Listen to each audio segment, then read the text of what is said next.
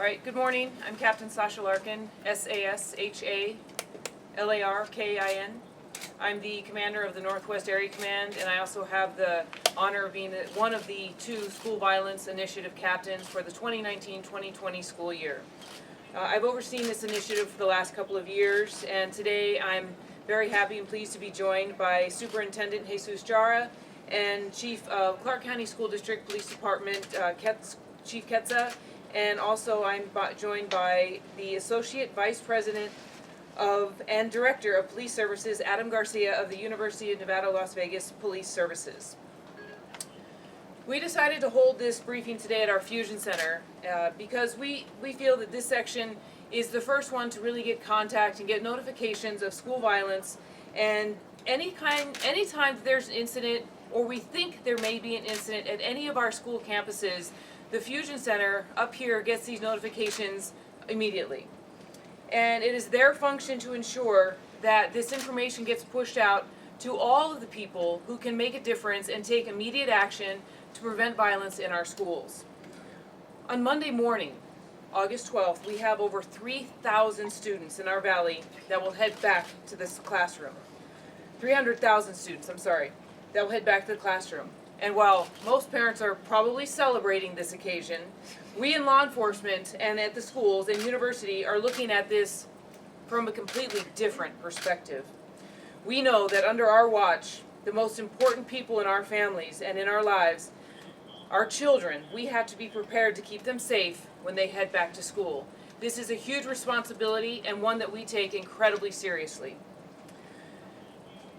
We cannot ignore the fact that over the past week, we had 4 active shooters occur in our country. And I also wanted to give you another staggering statistic today, that in 2019, we've already had 22 active shooter events on school campuses across our country. While none of these events have been in Las Vegas, we in Las Vegas have been touched by acts of active shooter violence, and we know personally how devastating it can be to a community. And as a parent myself, and as all parents in this community are thinking, how does this affect us as our children go back to school on Monday? Are our children safe? What can we expect? Every parent has a little bit of fear in their heart as this school year encroaches upon us. Aside from the training each of our respective agencies have done all summer long for active shooters and mass casualty incidents, we have worked together collaboratively in this time of crisis to ensure the best and most efficient response to any incident that may occur. You may remember last year seeing on the news that we held an incident at one of our high schools. It was a training exercise that brought all of our agencies together to practice a what-if situation. Our officers learned the layouts of the schools, and they really came together to discuss who would do what in a time of crisis. In Clark County, we have made it a priority to strengthen our partnerships with Clark County School District, UNLV, Community College of Southern Nevada, and other law enforcement agencies to ensure a strong communication network and understand our roles during these times to keep our children and our communities safe. If or when an incident occurs on campus, we have the coordination and, more important, the familiarization with each other, which is why we instituted over the summer a ride-along program. And I'm happy to tell you this ride-along program we did with CCSD-PD was very successful. We had them partnered up in our police cars. They came out and rode full shifts and really got to develop relationships with other police officers. They got to learn a little bit about our response protocols and vice versa. The goal of the police department is not just to respond to critical incidents, but to offer support.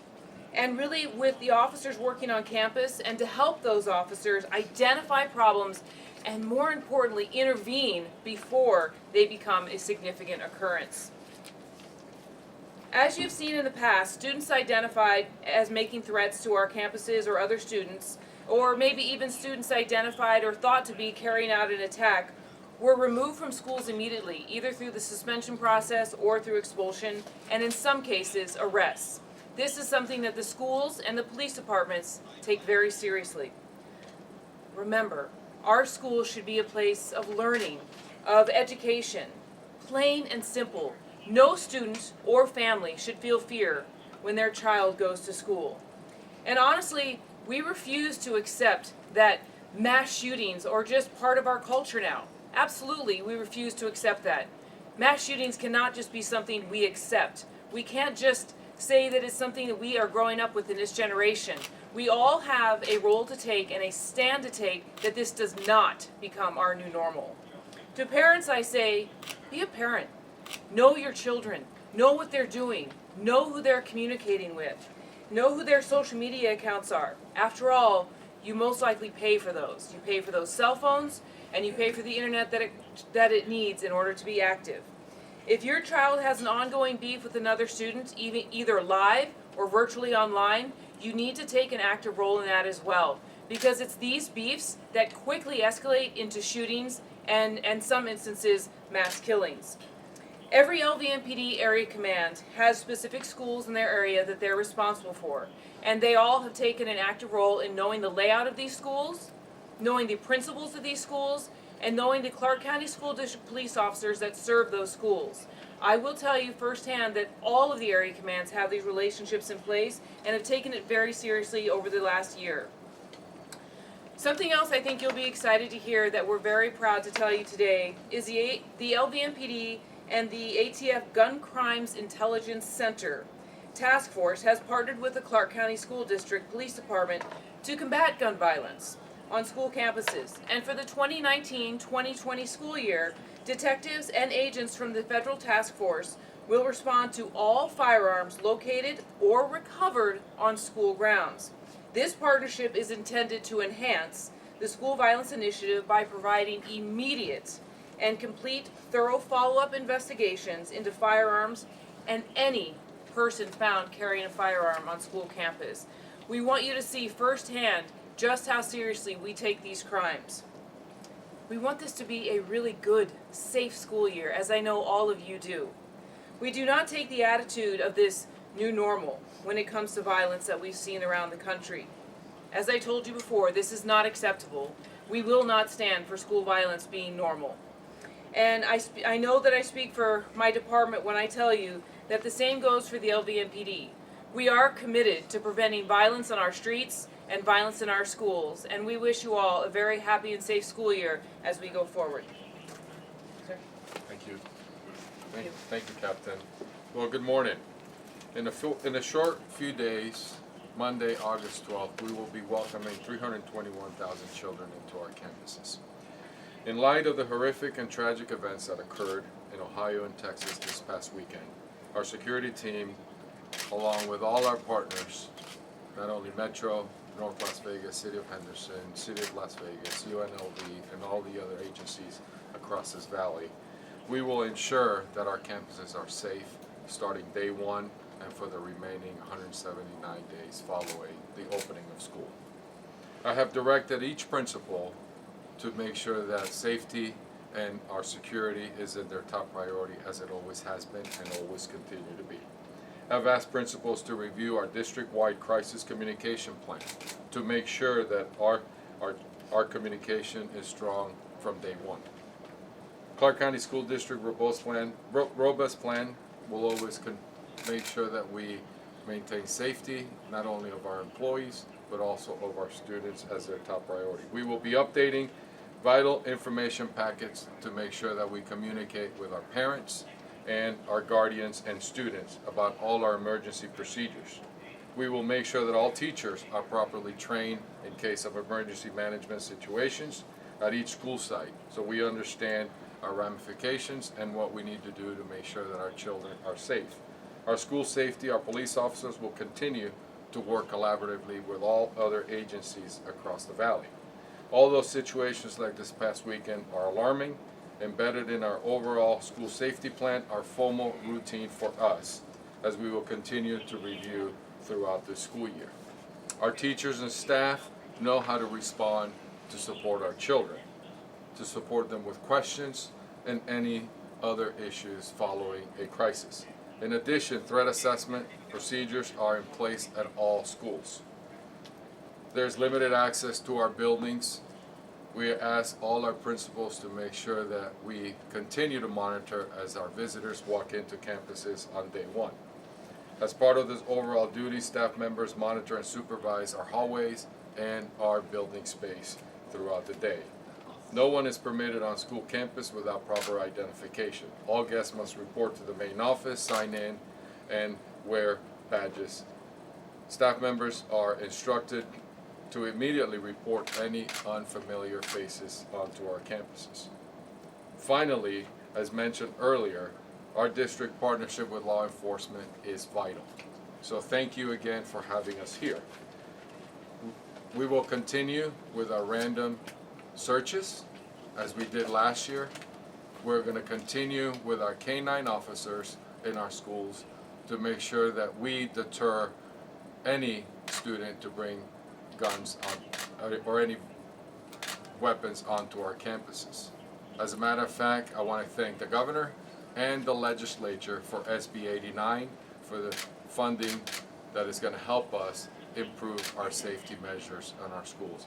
Parents, students, and everybody in this community, I'd just like to say that we need to continue, as I've said from day one, if you see something, you say something. Please let the adults know so we can help you. Let the adults know where there's issues that are happening at home, in the community. We need to know. The use of Safe Voice has been very successful. Over 5,000 last year in total since it started, over 8,000 tips that we have received, and we take them all very serious. Safety is our top priority, as I said from day one. If our children and staff are not safe, they can't learn, and our adults can't teach. So I'd like to end with some last remarks. We encourage our 321,000 children to take responsibility for their part in maintaining a safe learning environment. We have in place anonymous reporting system, as I mentioned, so please keep all unsafe behavior out of our campuses. Thank you very much for having me here, and I'll turn it over to our chief. Thank you, sir. Good morning. Thank you. Just like to echo what the superintendent and Captain Larkin had said already. It's a great team effort we have here, and we thank everybody for your support. And just a couple of overview of a few of our things we're going to be doing this year. We've increased the number of officers on high school campuses this year. We will hope to expand our K-9 team to eight total, 4 additional. Like Superintendent Jara said, the random searches will continue. We will have 2 K-9 classroom sniffs every day at school. And our traffic motor units will continue to patrol around schools for safety violations in our school zones. And again, over the summer, we trained very vigorously with all our agencies, multi-jurisdictional, for MACTAC, active assailant, active shooter training. Also along with fire and EMS, we did all that too. All of our officers, school police officers, are trained in active assailant. So every officer is trained. We all have safety equipment and the appropriate response tools that we need if needed. We also are trained in Stop the Bleed, and again, Safe Voice, and we use the Harbor as a diversionary program for our kids at school that don't need to get into the juvenile justice system. So again, we partnered over the summer with Las Vegas Metro on patrol, getting to know the areas and them getting to know our areas and our schools. We also worked with the Metro Gang Unit over the summer, and that proved to be very successful. Let's see. We share information every day. We work very closely with the School Violence Initiative. We're partners up here, and again, we hope to have a safe school year. And thank you, and ask for your support. Thank you. Director Garcia. Thank you, Chief. I think most of what I was going to say has been said, but let me tell you that I cannot underscore the fact of the relationship that we have built, a strong and robust relationship with Metro, with the Clark County School District, or other state, local, and federal partners in accomplishing the goals that we need to accomplish. On August 26th, we will be welcoming back about 85,000 students, faculty, and staff to the 4 institutions under the Nevada System of Higher Education in Southern Nevada. Along with those 85,000 students, faculty, and staff are an additional 1,100 on-campus students who will live in the new residential halls that have been built on campus. We have undertaken a very massive and robust process in enhancing safety for our campuses across southern Nevada. We are adding 2 additional canine dogs to our department. We have invested $3.8 million in new funding for an additional 100 cameras at the main campus at UNLV. We've invested $500,000 for a new dispatch center, which will include CSN, UNLV, Nevada State College, and the Desert Research Institute. So we're continuing to build and grow upon the safety platforms that are in place now and enhancing what we have as well. As been said, we rely on our community to help us see something, say something. We encourage our folks to use the Rebel Safe app to make anonymous calls into our dispatch center to give us an opportunity to recognize what's going on in our community. So, having said that, thank you very much, and Captain Larkin, thank you to Metro for inviting us to this conference. Thank you, Chief. So in closing, thank you for coming today. Listen, parents and community, as kids go back to school, they will have a variety of things that they require. They're going to have pencils and notebooks and all the things that go in a backpack. But parents, please take the opportunity to look at what else is in a backpack, because there are some things that should never, ever go to school with your child. So please take an active role in knowing what's in your child's backpack and what can never be in their backpack. Thank you very much for your time today, and we'd be happy to take any questions you have. You mentioned over the summer you did some vital